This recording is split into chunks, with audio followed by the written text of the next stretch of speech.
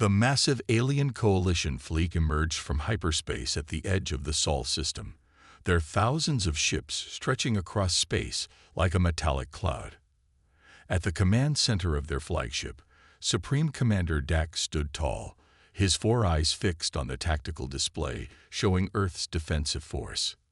He blinked in confusion, then let out a rumbling laugh that echoed through the bridge. "This must be some mistake," he said, addressing his officers. "Surely the humans have more ships than this." The tactical officer, Lieutenant First Class Mora, double-checked her readings. "No, Supreme Commander, we detect exactly 12 Earth vessels. All of them are smaller than our light cruisers." The coalition fleet comprised ships from 27 different species, all united in their mission to bring humanity under their control. They had expected resistance. Earth's reputation had spread across several galaxies, but this was almost insulting. 12 ships, Dax repeated, his secondary arms gesturing in amusement. "They send 12 ships to face our armada of 8,000 vessels." He turned to his communication officer. "Open a channel to their commander. Let's see what these humans have to say for themselves." The main view screen flickered to life, revealing a human in a crisp blue uniform. Admiral James Miller sat in his command chair, his posture relaxed, and his expression neutral.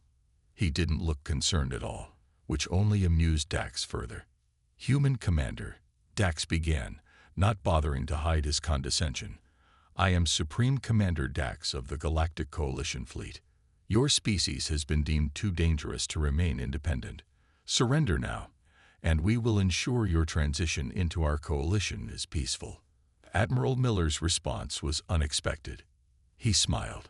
"Supreme Commander," Miller replied, his voice steady and clear, "I am Admiral James Miller of the Earth Defense Force. We've been expecting you." Dax's upper lip curled in what passed for a smile in his species. "You expected us, with 12 ships. Your arrogance truly knows no bounds.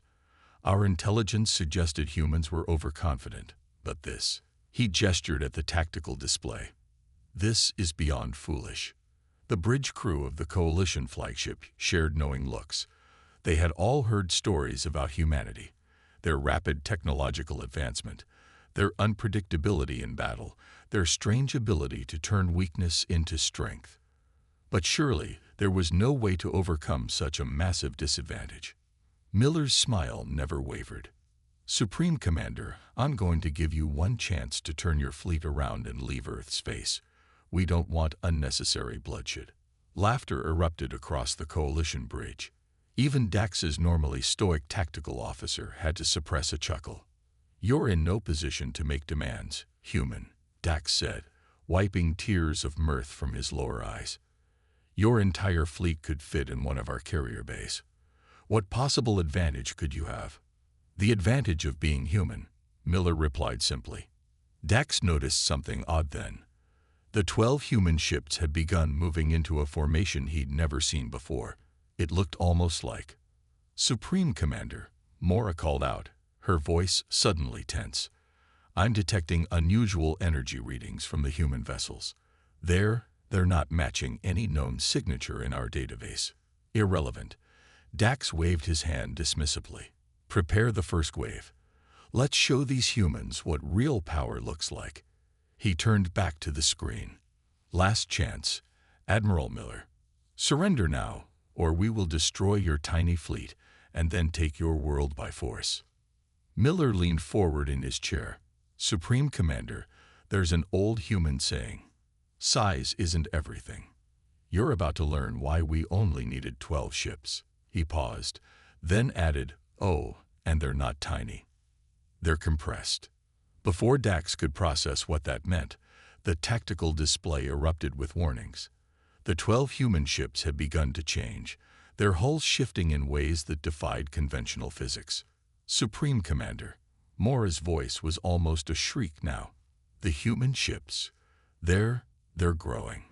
Dax stared in disbelief as the truth about humanity's tiny fleet began to unfold before his eyes. In that moment, he realized he had made a terrible, terrible mistake.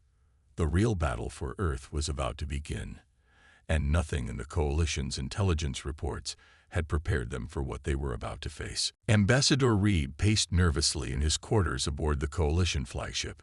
His long tentacles twitched with anxiety as he watched the tactical display showing both fleets. As one of the few aliens who had spent significant time studying human history, he knew something the others didn't. "Computer, connect me to Supreme Commander Dax. Priority channel." Reed spoke, his voice trembling. When Dax's face appeared on the screen, his expression was still amused from his earlier encounter with the humans.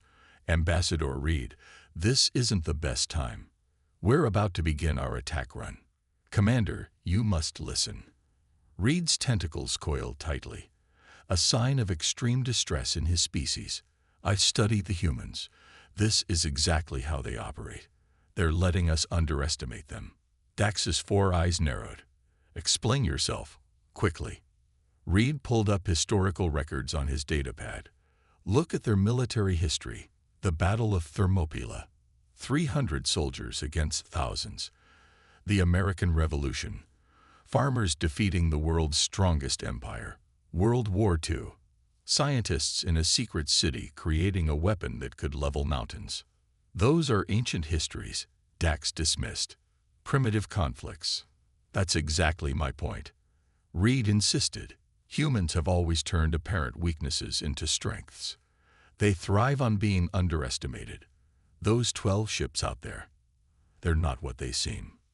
On the tactical display, the human vessels continued their strange formation movements. Reed pointed at the screen. "See that pattern? It's not random. They're positioning themselves for something." Lieutenant Mora, who had been listening, spoke up. "Ambassador Reed might have a point. Supreme Commander, the energy readings from those ships keep fluctuating in ways our sensors can't explain." Dax drummed his fingers on his command chair. "You're telling me that 12 small ships pose a threat to our entire fleet because of some ancient human battles? I'm telling you that dismissing humans based on appearances has been the downfall of their opponents throughout their entire history," Reed replied. "Their technology often looks simple on the surface, but—" He was interrupted by new alarms. The tactical display showed the human ships emitting strange energy pulses. "What are they doing?" Dax demanded. Mora's fingers flew across her console. "The energy signatures. They're changing. It's like the ships are. Commander, you need to see this." The main view screen showed one of the human vessels up close. Its surface seemed to ripple, like water disturbed by rain. Panels that had appeared to be solid metal were shifting, revealing layers underneath. "Impossible," Dax whispered. Reed's tentacles went completely still, a sign of grim validation. "This is what I was trying to tell you. Humans never show their full hand at first. They wait until their opponents are committed to a mistake." Across the Coalition fleet, sensors were going haywire. The energy readings from the human ships had jumped beyond their measuring capabilities. Several Coalition captains were requesting permission to pull back to a safer distance. "Supreme Commander," Reed said quietly, "I recommend we open communications with Admiral Miller again. But this time, perhaps we should listen more and assume less." Dax stood frozen, watching as the human ships continued their transformation. His communication officer reported that several ships at the front of their fleet were detecting weapons systems activating. Weapons that hadn't been visible moments ago. "How?" Dax finally managed to ask. "How did we miss this?" "Because we saw what we expected to see," Reed explained. "We expected primitive ships from a younger species. We expected inferior technology. We expected weakness." He paused, looking at the increasingly worried faces around the bridge. "But that's the thing about humans. They've made an art form out of exceeding expectations." The tactical display suddenly lit up with thousands of new signatures emerging from the human vessels. What had appeared to be simple hull plating was revealing itself to be launchers for some kind of advanced combat drones. "Supreme Commander," Mora reported, her voice shaking, "the human ships, they're still transforming. And they're now reading larger than our heavy cruisers." Dax sank back into his command chair, the full weight of his mistake finally hitting him. They had come to subjugate what they thought was a lesser species, only to find themselves facing something they didn't understand at all. And the humans hadn't even fired a shot yet. Supreme Commander Dax had finally had enough of the strange display before him. His pride wounded and his patience thin, he gave the order that would begin one of the most memorable battles in Coalition history. Launch the first attack wave. Show these humans what real military power looks like. He commanded, his voice booming across the bridge. 500 Coalition ships broke formation, advancing toward the 12 human vessels in an attack pattern that had conquered dozens of civilizations. Their weapons charged, shields at maximum, as they moved to surround what they still hoped would be easy prey. Admiral Miller watched the approaching ships on his command screen. "Right on schedule," he murmured, then addressed his fleet. "All ships, execute Operation Origami." The Coalition attack force was 3 minutes from optimal firing range when they noticed something odd. The human ships, which had already begun their strange transformation, started moving in ways that defied normal space physics.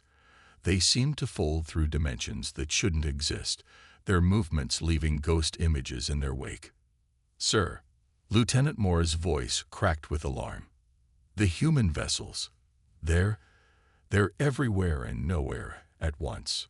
She wasn't exaggerating. The 12 human ships appeared to be in multiple locations simultaneously, their images splitting and reforming like reflections in a broken mirror. The Coalition targeting systems couldn't lock onto them. Impossible. Dax slammed his fist on his armrest. Nothing can move like that. Fire at will. Fire at everything.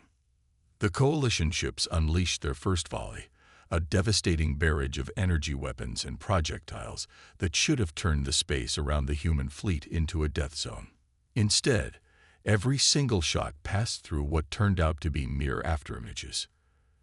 That's when the humans struck back. From positions that couldn't possibly exist in normal space, the Earth ships unleashed weapons that the Coalition's sensors hadn't detected, because they hadn't known where to look. Beams of concentrated energy, unlike anything in the Coalition's arsenal, lanced out from folded space pockets. "Shields aren't responding," came the panicked cry from multiple Coalition ships. The human weapons weren't impacting their shields.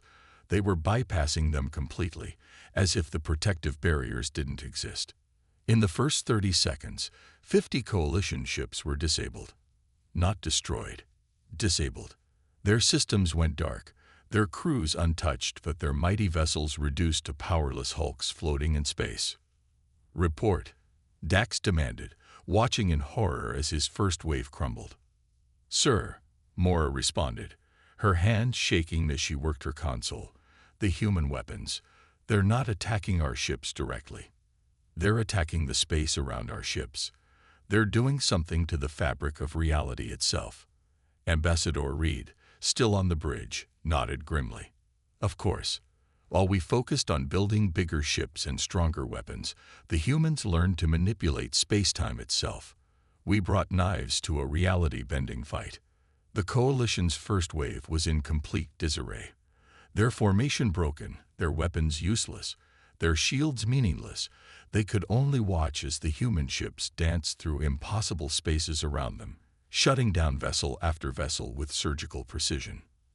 Admiral Miller's voice came through on all channels, calm as ever. "As you can see, Supreme Commander, size truly isn't everything. Would you like to continue this demonstration, or shall we discuss terms?" Dax stood rigid, his 4 eyes fixed on the tactical display, showing more than 100 of his ships, now floating powerless in space. Not a single human vessel had been hit. Not one. "How?" he managed to ask. "How is this possible?"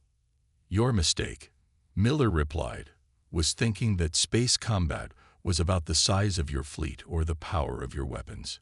Humanity learned long ago that the real key to space warfare is understanding space itself." As if to emphasize his point, one of the human ships suddenly appeared to fold itself through an impossible angle, emerging behind 3 Coalition vessels. A moment later, they too went dark. "Sir," Mora reported quietly, "the disabled ships. Their crews are unharmed. The humans could have destroyed them all, but they chose not to. Dax realized then that this wasn't just a defeat in progress. It was a message. The humans weren't just showing they could fight. They were showing they could win without needing to kill. And somehow, that was even more terrifying.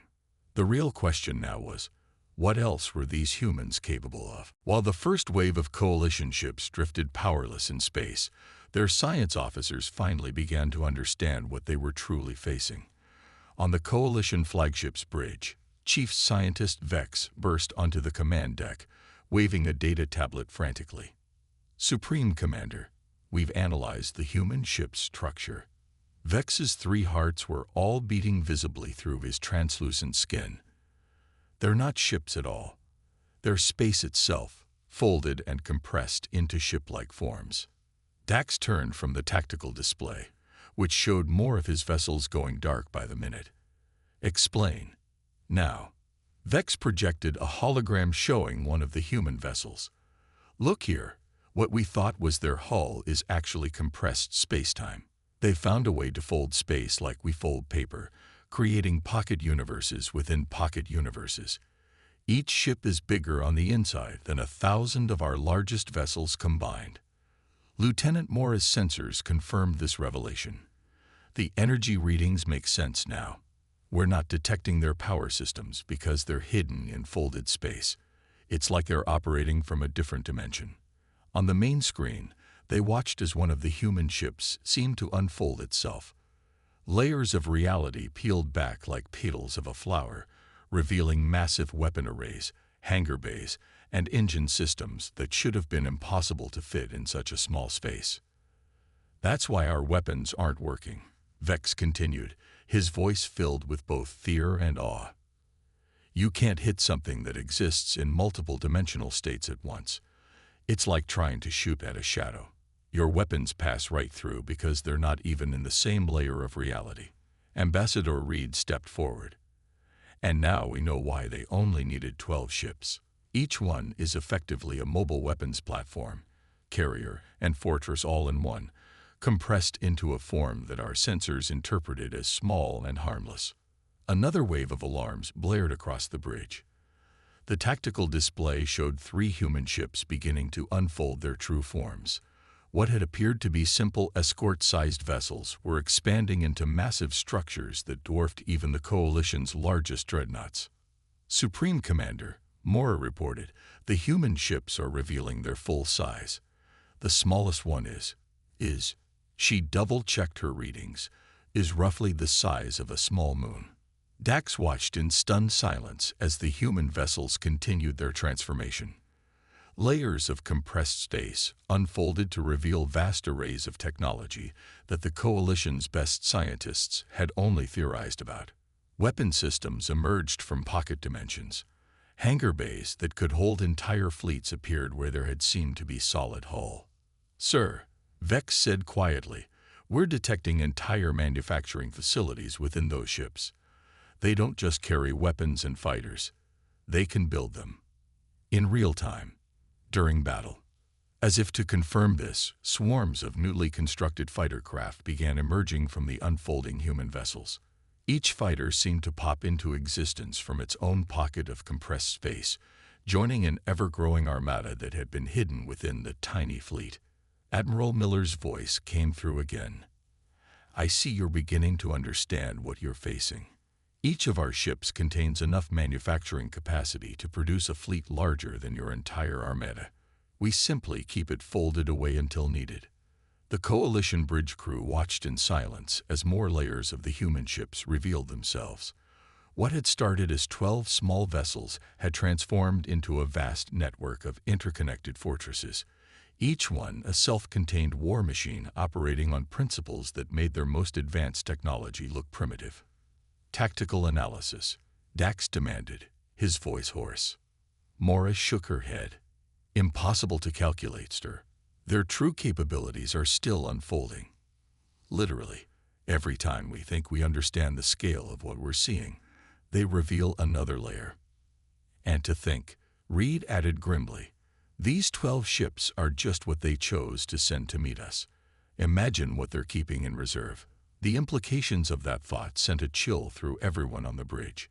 They had come to subjugate what they thought was an upstart species, only to find themselves facing a civilization that had mastered the manipulation of space-time itself. And they were still unfolding. Chaos erupted across the Coalition fleet as the human ships completed their transformation. From each of the now massive vessels, swarms of autonomous combat units poured forth like angry bees from a disturbed hive. These weren't simple drones. Each unit showed the same reality-bending properties as their motherships. Multiple targets, tens of thousands of smaller craft deploying. Lieutenant Mora's voice had lost all its previous confidence. They're emerging from spaces that shouldn't exist. Supreme Commander Dax watched as his mighty armada began to break formation. Several species ships were already turning to flee, their captains broadcasting panic-filled messages about space demons and reality vendors. Hold formation, Dax commanded, but his authority was crumbling as quickly as his battle strategy. All ships, maintain your positions. Ambassador Reed stepped closer to the main viewport, his tentacles waving in a pattern that indicated deep thought. Look at their deployment pattern. The humans aren't just showing off. They're giving us a chance to withdraw. He was right. The swarms of human combat units had formed a massive, shifting wall of technology between Earth and the Coalition fleet. They weren't attacking. They were containing. Admiral Miller's voice came through once again. Supreme Commander Dax, I'm offering you one final opportunity to end this peacefully. As you can see, we could have deployed this force from the beginning. We chose not to. On the tactical display, more Coalition ships were breaking ranks. The Zorbian dreadnoughts, previously among the most aggressive supporters of the invasion, were the first to publicly switch sides. This is Captain Thex of the Zorbian First Fleet. A new voice announced on all channels. We are withdrawing from the Coalition attack force. We had no idea the humans were this advanced. This battle is pointless. The Zorbians' departure triggered a cascade effect. More species began announcing their withdrawal, their ships turning away from the conflict. The mighty Coalition was dissolving in real time. Sir, Mora reported, her voice barely a whisper, we've lost 40% of our fleet strength to desertion. Another 30% are requesting permission to withdraw. Dax stood rigid, his four eyes fixed on the display showing the human forces. The original 12 ships had now unfolded into what looked like a vast artificial constellation, their true forms defying conventional geometry. The swarms of combat units danced between them in patterns that seemed to mock the very laws of physics. Chief Scientist Vex, Dax called out, what are our chances if we press the attack? Vex, still analyzing the endless stream of data from the human ships, looked up with all three of his hearts visibly racing. Supreme Commander, they haven't even shown us their offensive capabilities yet. Everything we've seen has been defensive or demonstrative. If they decided to actually attack. He left the sentence unfinished. Ambassador Reed moved to stand before Dax. Commander, I suggest we consider why they're showing us all this instead of simply destroying us. They're teaching us a lesson, yes, but they're doing it without bloodshed. That's a level of civilization beyond mere technological superiority. As if emphasizing this point, one of the human combat units suddenly appeared next to the Coalition flagship, passing straight through its shields as if they weren't there. It projected a hologram showing Earth's full military capacity, revealing that the 12 transformed ships were indeed just a tiny fraction of humanity's true strength. The message was clear. The Coalition hadn't just stumbled into a fight they couldn't win. They had walked into a demonstration of why they shouldn't have tried in the first place. Dax finally slumped in his command chair, the weight of his miscalculation crushing his previous arrogance. Open a channel to Admiral Miller, he ordered. Channel open. Sir. Admiral. Dax spoke, his voice heavy with resignation. I believe it's time we discussed those terms you mentioned. Miller's response was simple and carried the weight of absolute certainty. A wise decision, Commander. though I suspect the terms we'll be discussing aren't quite what you imagined when you entered our space. Around them, the human combat units continued their impossible dance, a reminder that humanity's tiny fleet had changed the galaxy's balance of power forever. The final battle wasn't really a battle at all. It was more like a cosmic dance, with the remaining coalition forces learning exactly why humans had earned their reputation across the stars. All remaining loyal ships, form up on my position, Dax commanded, his voice carrying the weight of someone who knew they were about to witness something historic. About 2,000 ships, all that remained of his once mighty fleet of 8,000, moved into formation. Admiral Miller's voice came through clear and calm. "Commander Dax, since you've chosen to continue, allow us to demonstrate what a real space battle looks like." The human ships began moving in ways that made several coalition helmsmen sick just watching.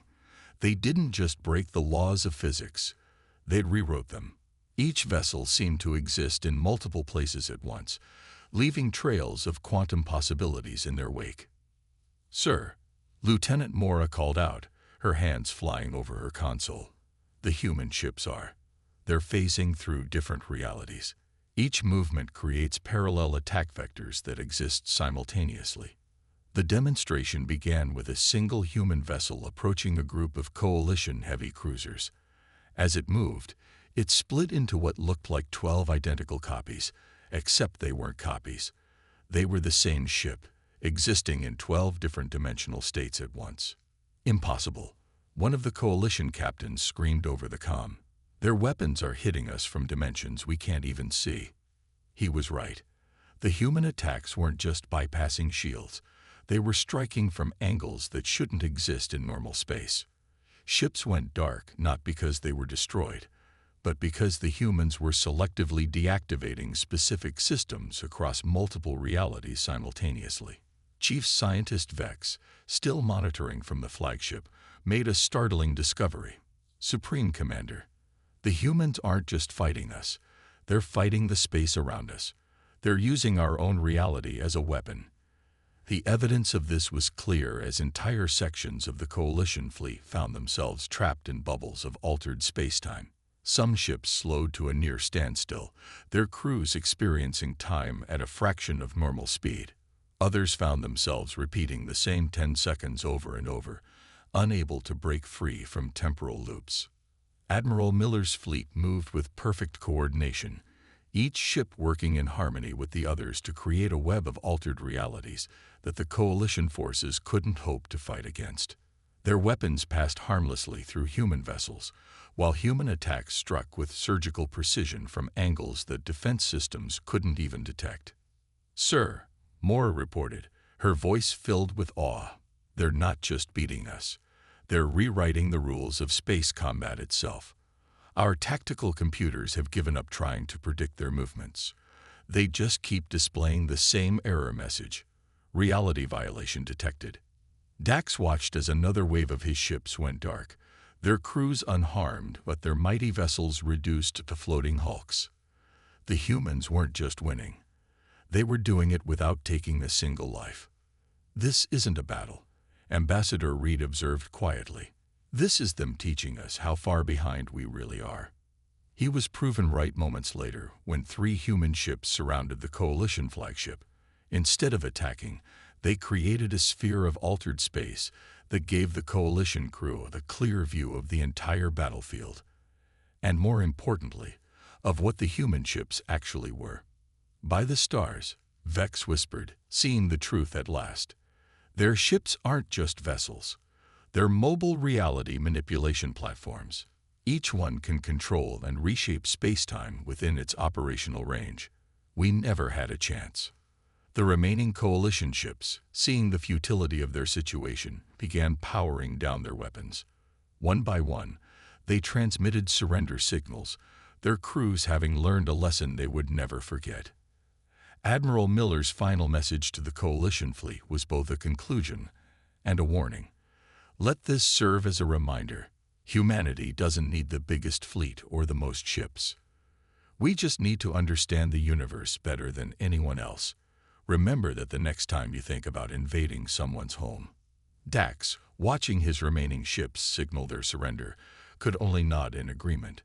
They had come expecting to find a primitive species with a tiny fleet.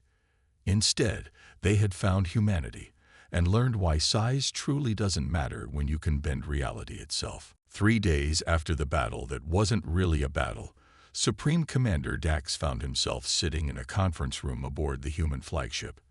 The room itself seemed to shift and change subtly, its dimensions flowing like water, a constant reminder of humanity's mastery over space-time. "The terms are simple," Admiral Miller explained, his hologram appearing simultaneously at every seat around the table. "Earth doesn't want war. We never did. What we want is understanding." The coalition representatives, those who hadn't fled, at least, sat in stunned silence as Miller continued. The human admiral had somehow managed to make himself simultaneously present for every species, appearing to each in a way their biology could best comprehend. "Sir," Lieutenant Mora, now acting as Dax's advisor, spoke up. "Our scans show you have thousands of these reality-warping ships in reserve. You could have crushed us instantly. Why didn't you?" Miller smiled, a gesture that translated across all species present thanks to the room's dimensional properties, "because that's not who we are. Humanity learned long ago that the greatest power isn't in destruction, but in restraint." Ambassador Reed, who had predicted much of this, nodded in agreement. "You wanted to teach us, not destroy us." "Precisely," Miller confirmed, "which brings us to the real reason we let this confrontation happen." The room shifted again, and suddenly they were all floating in what appeared to be open space. Around them, threats far greater than their petty coalition rivalry became visible, cosmic horrors and dangers that made their recent battle seem trivial. "There are things out there," Miller explained, "that threaten all of us. Things that don't care about our political differences or territorial disputes. Humanity didn't develop our technology to dominate others. We developed it to survive what's coming." The assembled aliens watched in horror as the display showed them threats they'd never imagined possible. Entire galaxies being consumed, reality itself being unwoven by forces beyond comprehension. "This is why we didn't destroy your fleet," Miller continued. "Because every species represented here has potential. Together, we might stand a chance against what's coming. Divided, we'll all fall." Dax, finally understanding the true scope of what he was seeing, found his voice. "You're proposing an alliance." "We're proposing survival," Miller corrected. "Earth is offering to share some of our technology. Not all of it, but enough. In return, we want cooperation, not submission. Partnership, not dominance." The room returned to normal, though now everyone present understood that normal was a far more flexible concept than they'd previously believed. But the battle, one of the coalition representatives began, was a demonstration, Miller finished, of what humanity can do, yes, but more importantly, of what's possible when a species pushes beyond what they think are the limits of reality. The negotiations continued for hours, but the outcome was never really in doubt. One by one, the coalition representatives signed the Earth Accords, transforming their failed invasion into the foundation of the greatest alliance their galaxy had ever seen. As the meeting concluded, Dax approached Miller privately. "Admiral, one last question. Those 12 ships you sent to meet us, they weren't really your smallest or weakest vessels, were they?" Miller's smile returned. "Actually, Commander, they were. Those were our training vessels. What you saw was the equivalent of our Space Academy's graduation exercise." The impact of this revelation left Dax speechless. They had faced what humans considered training ships, and even those had completely outclassed their most advanced technology. As the coalition representatives prepared to return to their ships, those that were still operational, Admiral Miller left them with one final thought. "Remember this day, not as the time you failed to conquer Earth, but as the day you learned that the universe is far stranger and more wonderful than you imagined. And remember that humanity didn't rise to the stars to rule them, but to protect them." The tiny fleet that had humbled the mighty coalition would go down in history not as a weapon of war, but as the key that unlocked a new age of cooperation and discovery, an age where the size of your fleet mattered far less than the size of your imagination. And somewhere out in the darkness between the stars, the real enemies of all life took notice, and for the first time in eons, they felt something approaching fear.